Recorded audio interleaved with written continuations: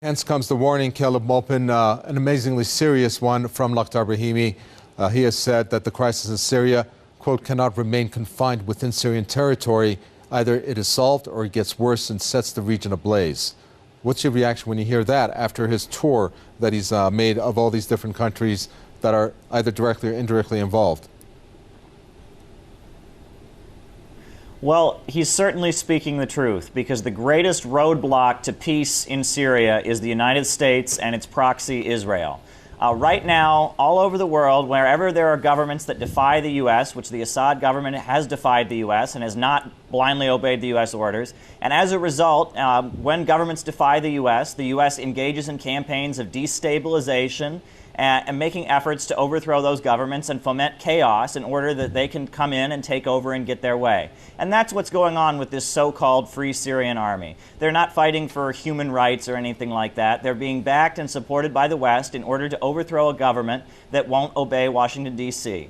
That's what's going on, and it's really no different than what the U.S. did in Nicaragua in the 1980s when it funded the Contras, another group of people that was going around killing people and murdering people. But the U.S. media, of course, never spoke about the crimes the Contras committed, and while they were backed and funded by the U.S. This notion that's projected all across the Western media that the Free Syrian Army, a bunch of freedom fighters or something, that's a bunch of nonsense. These are people that are engaging in crimes against humanity, murdering civilians, but we never get to hear about them in the United States while they have a drumbeat for war in Syria. The U.S. is trying to foment civil war and unrest in Syria in order to get control of the region, and it's the people of the world must stand up against that. You know, if we want peace in the region, we need to stand against this war drive in the U.S. and this effort to destabilize the Syrian people. Caleb Maupin, somewhat similar sentiments there that you have with Randy Short, but to conclude from the two viewpoints, yours and Randy Short's, you're saying, or maybe you could elaborate more, what is the plan that the U.S. and its allies have if we see all these inconsistencies that we have seen? It doesn't appear from what I'm gathering that the conclusion that I'm making that they want Syria, that they actually, by supporting indirectly or directly some of these groups and extremists, that the entire region will be at their disposal for them to then maneuver based on the mayhem that's created, since there are other countries that could be within their sights, such as, let's say, Lebanon, let's say Iran, or whatever other countries may be in their plans.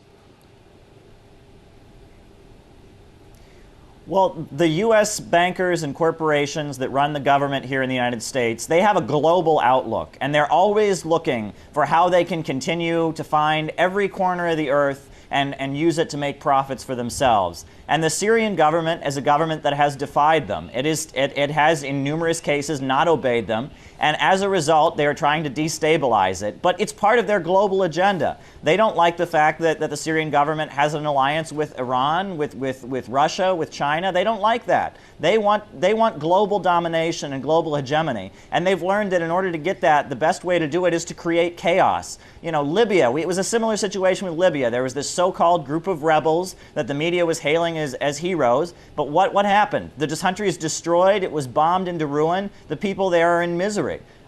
All over the world, the U.S. always beats its chest and talks about humanitarianism and trying to create peace. I've been hearing you two this whole program. Go ahead. Excuse me? Sorry, can I cut in here, right? Look, I am just as suspicious as anyone else about American intentions in the region.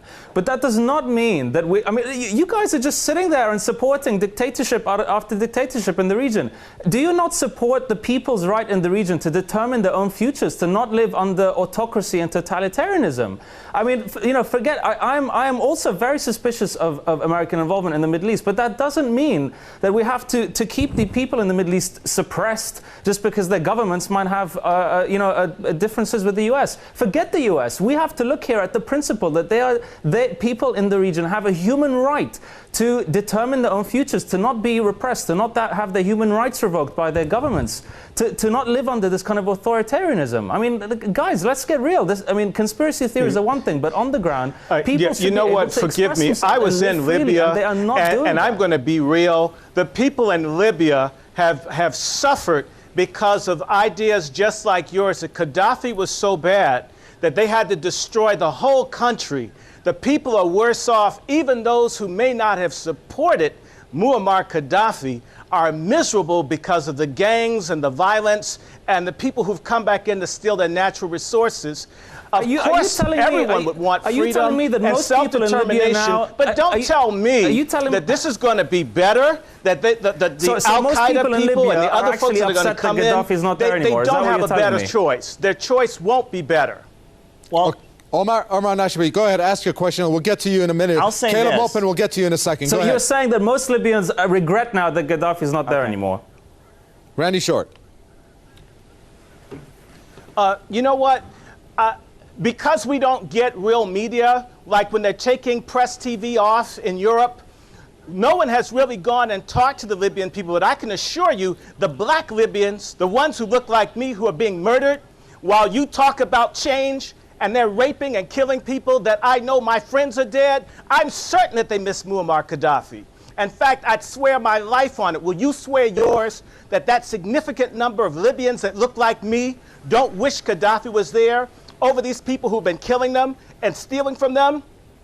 I dare you to speak for them when you don't look like one of them. I'm absolutely against. I'm against any revenge killings, but that doesn't counter the fact that Gaddafi was an awful repressor of his people. I mean, you are supporting dictators here, guys. I mean, Gaddafi was providing health care for his people. Where's the moral argument here? He's doing better for his people than the Saudis. Forget the issue of American intervention. Forget that. That's another issue. You are supporting like horrendous human rights evaders here. Okay, Caleb Maupin, go ahead. The United States government, my government, violates human rights. It's very easier to sit here and you're telling me I live in a democracy there's this one government when we can't walk around here? Randy Short, hold on. Know anything about reality of what it's like, in particular, to be a black person? You two are talking over each other. The U.S. will always make it worse. There's not a situation in the world that the U.S. has ever improved by bombing and destroying it. There is not a situation in the world the U.S. has ever improved by bombing and destroying. And every time the U.S. bombs and destroys a country, they do it with a big media campaign talking about human rights. Human rights, human rights, human rights. But the U.S. violates human rights all over the world. And when there's people that are defying a government that is obedient to the West, we don't hear about their concerns. We never get to hear about their concerns.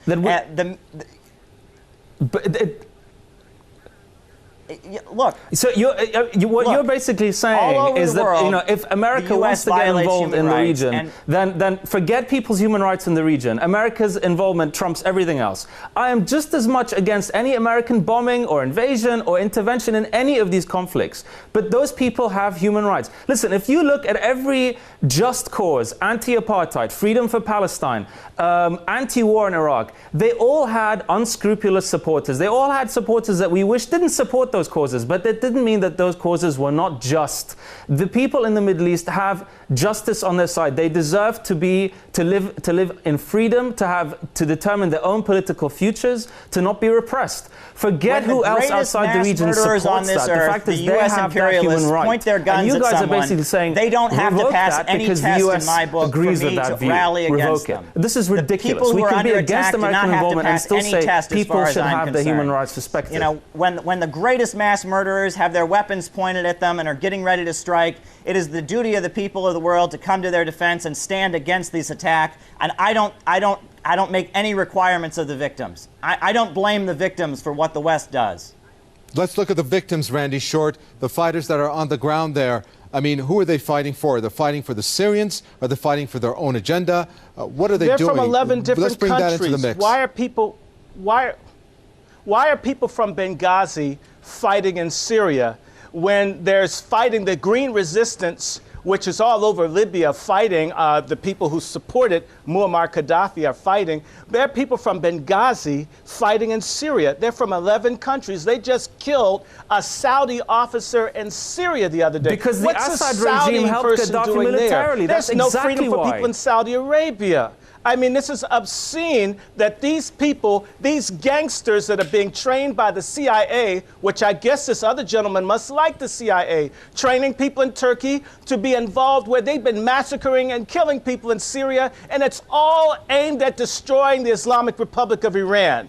whether I Don't have put words in my mouth. You 100% have no agreement with the idea who I government of like and who I Iran or don't like. not, Do not I put do words not in my want mouth. the Do United not dare States or any assume This country isn't you an know what I like and academic don't like. discussion. This They isn't just will some determine their hypothetical debate. government. People are And if they dying like the right now in government that they Syria, have and now, it's they time should to be able pick to have it sides. without foreign I'm on the intervention. side of the people of Okay. the world against the U.S. imperialists. I'm on the people's side. This isn't an academic So debate am I. about human rights. This is a real war that's going on, and I'm on the people's side. I support the people of Syria while This the is West not is trying about to US destabilize and imperialism. destroy This is them. about I've chosen people's sides, rights, and now the their people human of the world rights. must choose sides. Okay, final statement. Sharif Nashashibi, go ahead.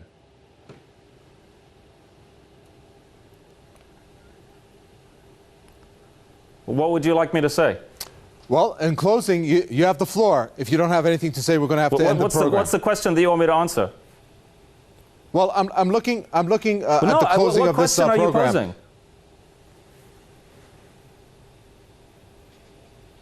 Okay, I guess we're going to have to end it there. Thank you. Let me thank our guests. We had Randy Short talking there, also Sharif Nashashibi talking from London, and Caleb Maupin, who was talking from New York. Thank you for watching another edition of the Press TV News Analysis. We appreciate any comments or suggestions that you may have. Do send it to newsroom@presstv.ir. That's our email address. From me, Kaveh Taqvi, and the entire team, it's goodbye.